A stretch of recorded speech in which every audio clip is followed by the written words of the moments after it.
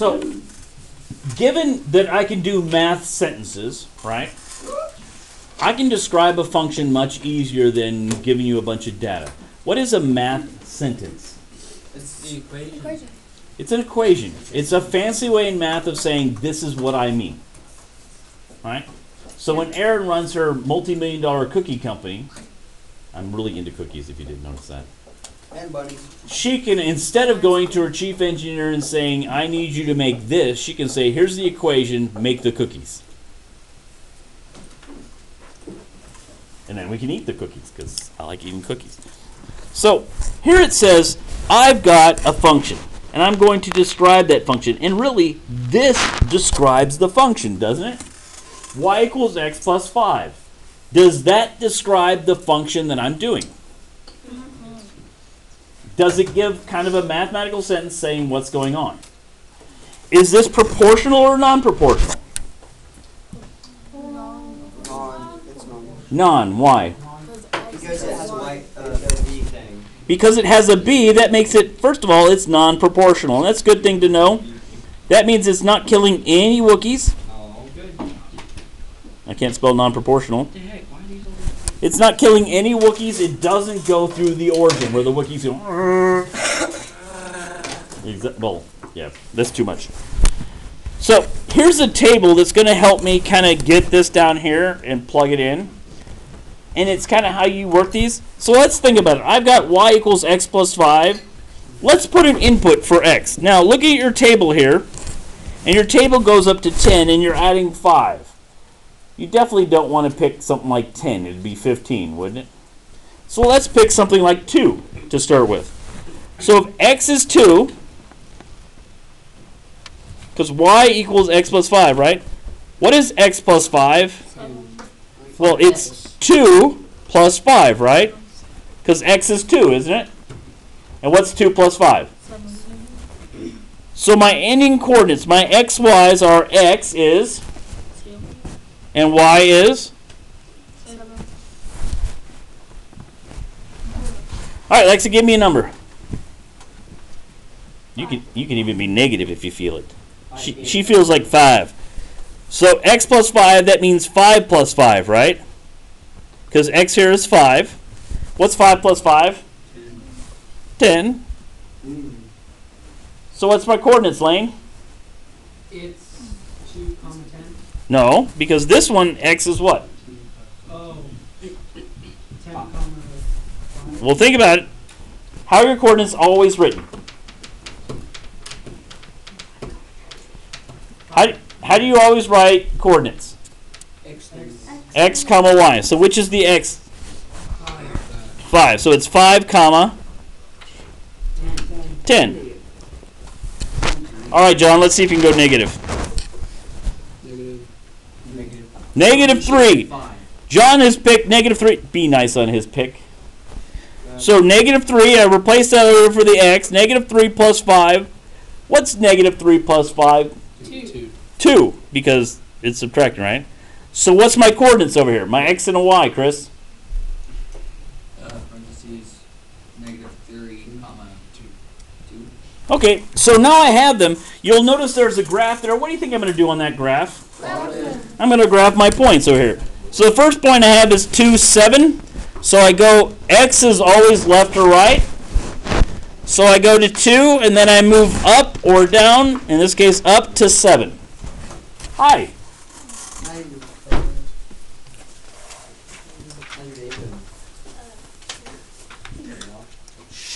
Catch. Okay, so the next point I've got is 5 comma 10. So again, left or right, always go your x first. So 5 comma 10. Whoops, I lost my 5 there. And I get my next point, right? My third point is negative 3 comma 2. So negative 3, I'm going to move this way. I'm always going left or right first, right? So negative 3 comma 2. Now, I have 3 points to... How many points does it take to make a line? 2. So what's the advantage of drawing 3 points? You're more accurate. You have more information. You do have... But what does it help me do? More accurate. what if I put down my line? I've got 3 points. What if I put down my line and it goes through 2 points but not the third point? Then you're wrong. You know you're not right.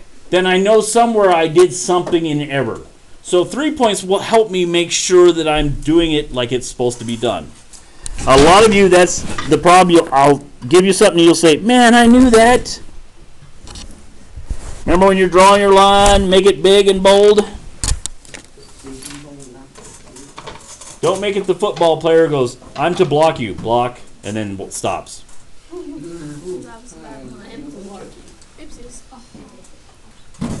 Make a lovely line with arrows because it goes the whole way, doesn't it? But I don't want I to didn't do go it. the whole way. So I described the function, didn't I? I said it's a non-proportional function, and then I made a huge graph of the thing.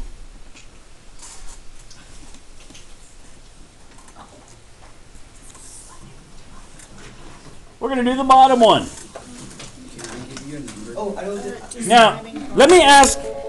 Andrew? I know. Hold on. Put your hand down.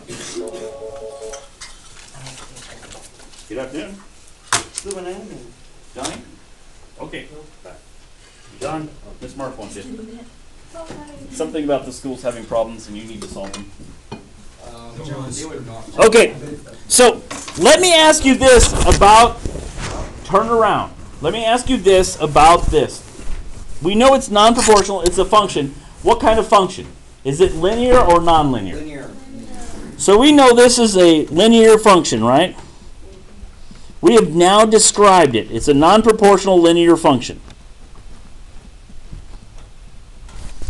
So you know you've gone complete math speak when you have a conversation with somebody and say, well, that's a non-proportional linear function.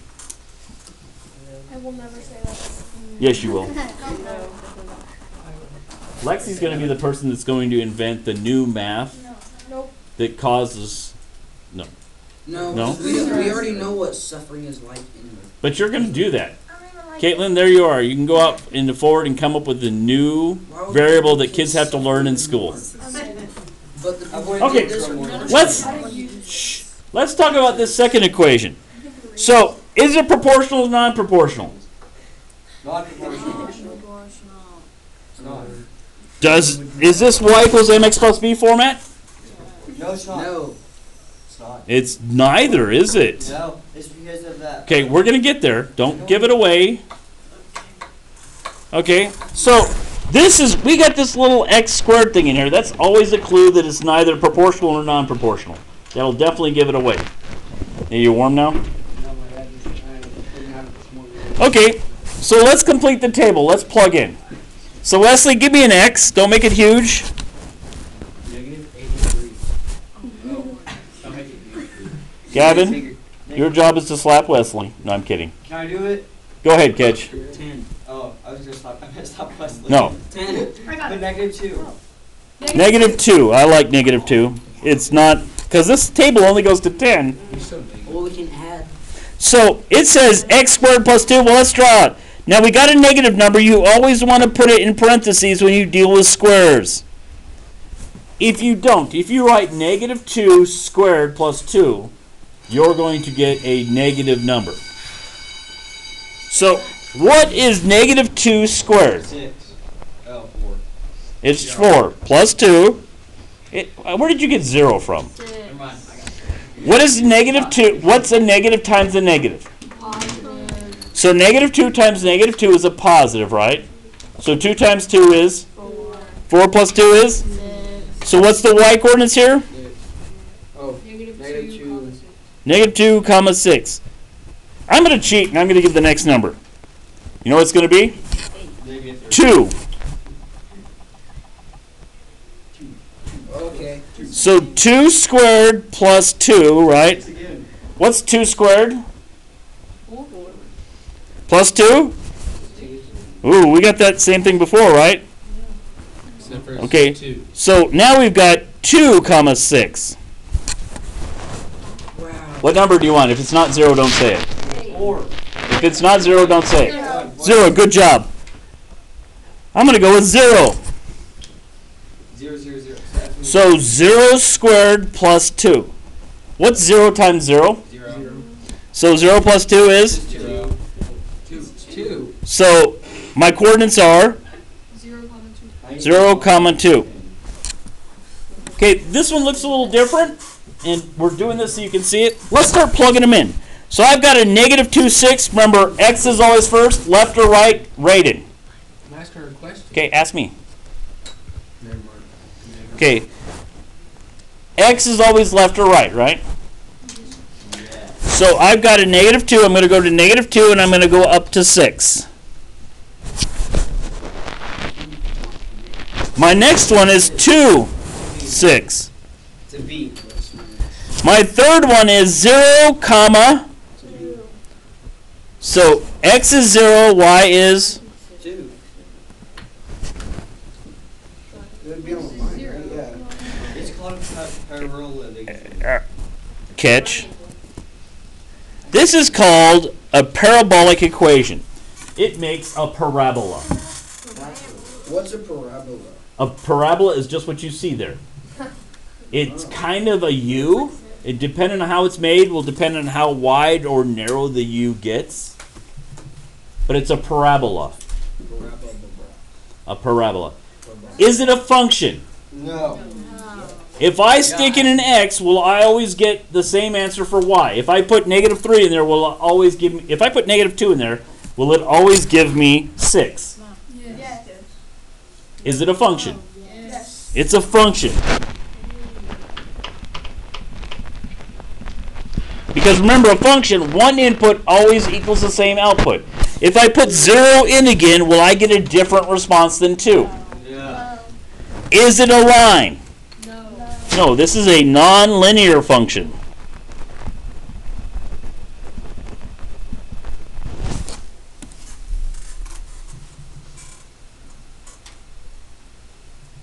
And it's what we call a parabola.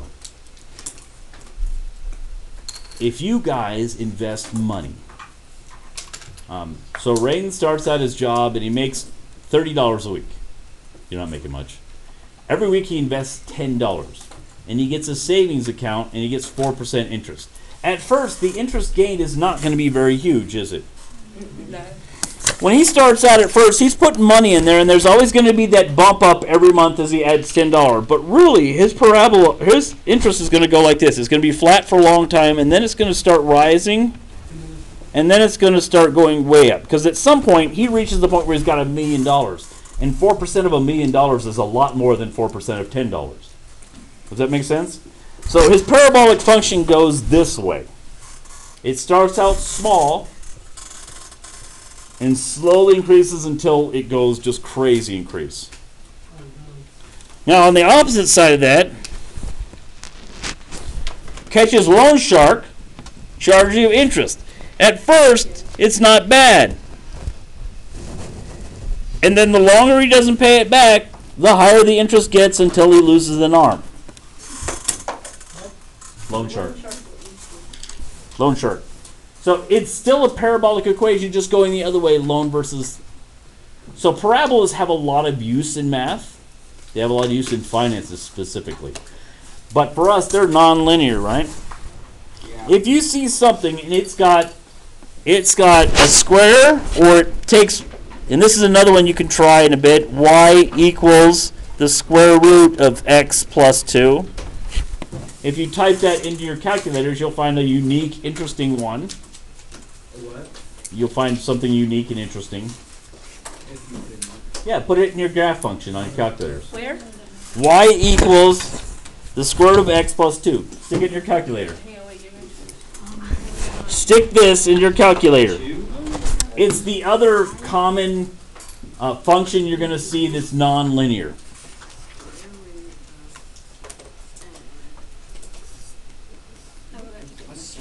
Go get it.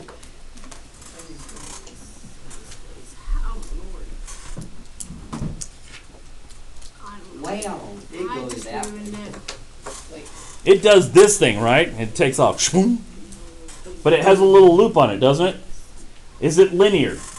No. No, it kind of got a jump. Did you even look at it? No. You should. So these two, if you see variants of this, huh? Mine did not show up.